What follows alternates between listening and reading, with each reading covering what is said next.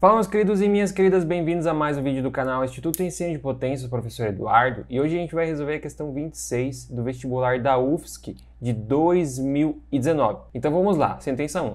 Considere o triângulo ABC a seguir. Se x e y representam respectivamente as medidas do lado AB e do ângulo com vértice C, então o valor numérico de x vezes y é π terços. Então o que eu vou querer saber? Eu vou querer saber quem que é x e quem que é y para conseguir descobrir quem que é x vezes y e se é π terços. Como que eu faço isso? Gente, totalmente simples. Eu tenho aqui esse ângulo que eu posso chamar de θ, que se eu descobrir quem que é θ, eu consigo descobrir quem que é y, porque eu sei que a soma dos ângulos internos de um triângulo é 180. E por que você vai falar, mas por que você não descobre logo quem que é y? Porque y está oposto a x, então vai ser bem difícil a gente conseguir. Não vai dar certo. Então o que eu vou fazer? Eu vou descobrir primeiro quem que é θ. Como que eu faço? Utilizando a lei dos senos. Eu sei que 4, que é o oposto a θ, então 4 sobre seno de θ vai ter que ser igual a 2 raiz de 3 sobre seno de 60. Então 2 raiz de 3 sobre o quê? Sobre seno de 60. Então, o que eu vou ter aqui?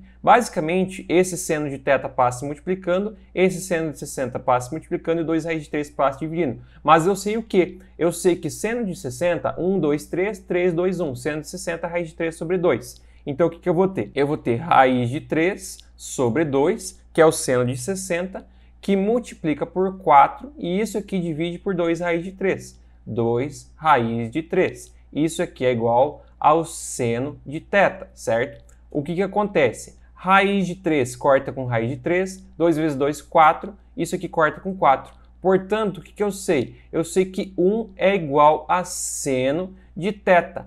Qual ângulo que me dá seno de θ igual a 1? θ igual a 90 graus. Então, o meu θ ele vale 90 graus. Então, isso daqui, deixa eu pegar e apagar, isso daqui vai valer 90 graus. Então, eu já sei que aqui eu tenho 90 graus. Se aqui eu tenho 90 graus, 90 mais 60 é 150, para chegar em 80, aqui tem que ser 30 graus. Então, 30 graus, só que eu não vou poder deixar y em graus, eu sei que y vai ser igual ao quê? Quanto que é 30 graus em radianos? É π sobre 6. Então, eu já sei quem que é o y.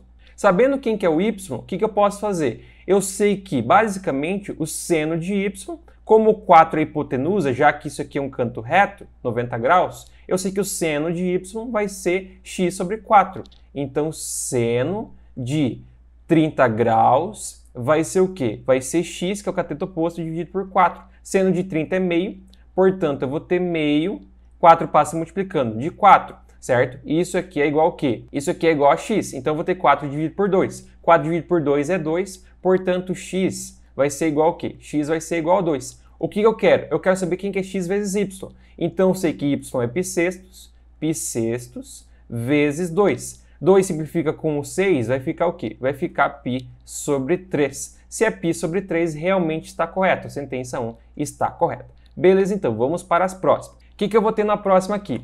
A sentença 2. Se tangente de y é igual a x e z é igual a secante ao quadrado de y mais 1, com y que pertence de menos π meios até π meios, então z é 1 sobre x quadrado mais 2. O que acontece? Eu sei que x é igual a tangente de y, certo? E eu sei também o seguinte, eu sei que x ao quadrado, deixa eu colocar aqui sentença 2, eu sei que basicamente x ao quadrado, se eu elevar os dois lados ao quadrado, eu vou ter que x ao quadrado é igual a tangente ao quadrado de y. Mas o que eu sei também? Eu sei que secante ao quadrado de y é igual a 1 mais tangente ao quadrado de y. O que eu sei? Eu sei que tangente ao quadrado de y é x quadrado. Então, secante ao quadrado de y vai ser igual a 1 mais x ao quadrado. Então, aonde eu tiver secante ao quadrado, que é aqui, eu vou substituir por 1 mais x quadrado. Logo, o que eu vou ter? Eu vou pegar esse cara, que vai ser o z, vai ser 1 sobre secante ao quadrado, que é 1 mais x ao quadrado. Só que eu tenho mais 1 somando, então mais 1.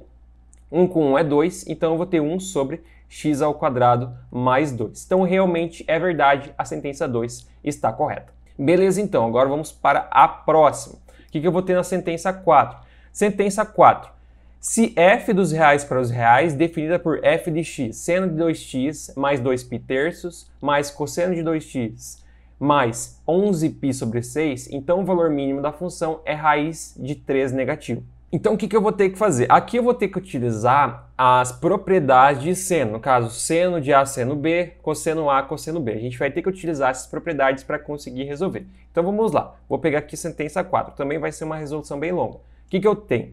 Então, quando eu tiver seno de A mais B, isso aqui vai ser a mesma coisa que seno A, certo? Seno A, cosseno B, mais seno B, cosseno A. E o cosseno vai ser algo semelhante. O cosseno de A mais B vai ser o quê? Vai ser cosseno A, cosseno B, menos seno A, seno B. Então é basicamente isso que eu vou utilizar aqui para essa propriedade. Então vamos lá. Já vou fazer aqui a f de x direto. Então f de x vai ser o quê? Primeiramente, eu tenho o seno, então o seno é essa propriedade aqui. Então eu vou ter seno do quê? De 2x, que multiplica cosseno de 2π terços. Então multiplica cosseno de 2π sobre 3, certo? Cosseno de 2π sobre 3. Isso aqui vai somar com o seno de b, então seno de 2π sobre 3, e isso aqui multiplica pelo quê? Por cosseno de 2x. Então cosseno de 2x, certo? Beleza. Agora a gente vai para a parte do cosseno. Então, mais parte do cosseno. Então, cosseno de 2x que multiplica cosseno de 11π sextos. Então, 11π sobre 6. Menos seno de 2x, seno de 2x que multiplica seno de 11 não π, 11π, então, 11π que divide por 6, certo?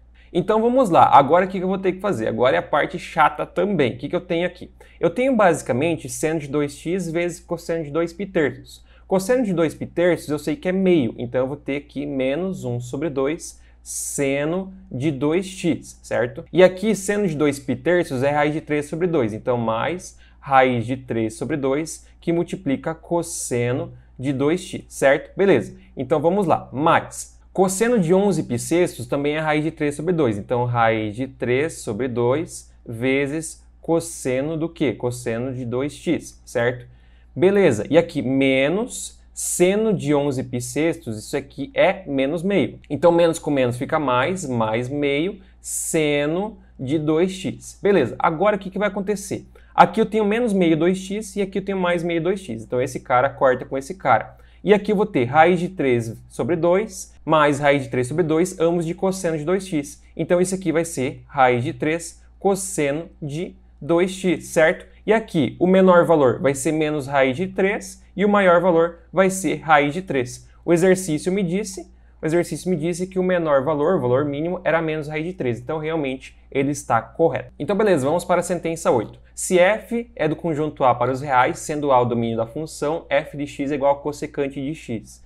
Então, f tem período de 2π e é sobrejetora. Quando eu tenho uma função que é sobrejetora, o que acontece? Uma função sobrejetora, ela tem basicamente que o contradomínio é igual ao quê? É igual à imagem. E aqui ela me diz que o contradomínio são os reais. Só que o que acontece? A função cossecante, ela não vai ter como contradomínio, como imagem, na verdade, todos os valores dos reais. Por quê? Porque, basicamente, a gente tem alguns pontos de restrição na função cossecante, que é 1 sobre seno. Por exemplo, seno de π é 0, então eu vou ter, basicamente, 1 sobre 0. 1 sobre 0 é indeterminação, então, nesse ponto, a gente não vai ter imagem. Como nesse ponto a gente não vai ter imagem, a imagem não vai ser igual ao contradomínio, uma vez que o contradomínio são todos os reais. Então, por causa disso, por causa que ele diz que é uma função sobrejetora, a gente pode descartar essa sentença. Beleza, então, vamos agora para a sentença 16. Se x é igual a seno de 4π sobre quintos mais cosseno de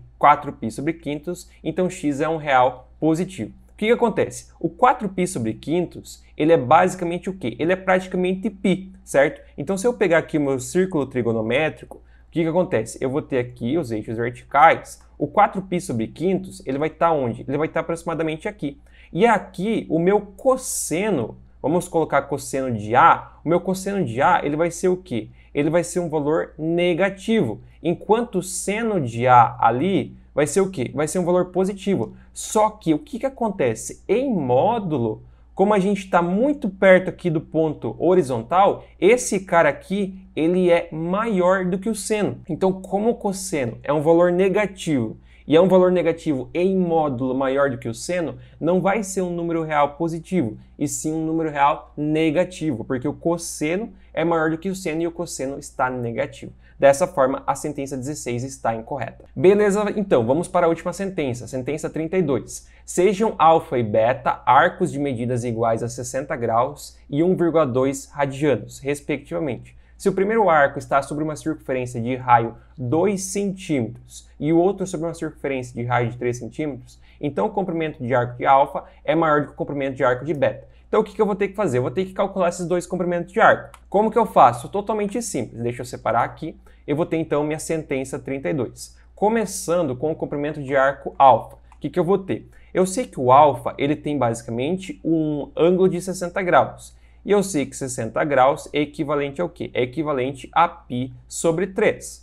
Então, o que acontece? O comprimento de alfa vai ser o quê? Vai ser 2 vezes o π vezes o raio é 2. Isso aqui divide por 2π, porque eu quero saber o comprimento de cada ponto de ângulo, no caso, cada parte de ângulo. E isso aqui vai multiplicar pelo meu ângulo, que é π sobre 3. Então, o que vai acontecer? Esse 2π vai cortar com esse 2π. Eu vou ter, então, que o comprimento de alfa é 2/3 de π, certo? Beleza. Vamos agora para o comprimento de beta. O que eu vou ter no comprimento de beta? O comprimento de beta vai ser o quê? O comprimento de beta vai ser a mesma coisa, 2π, que divide por 2π, que multiplica pelo raio, que é 3, e isso multiplica pelo ângulo, que é 1,2. Então, 2π corta com 2π, eu vou ter 3 vezes 1,2. Desses dois, quem que é maior? O que eu sei? Eu sei que π é aproximadamente 3,14. Então, eu tenho 3,14 sobre 3. Isto é menor, obviamente, que 1,2. E eu tenho também, então, que isso daqui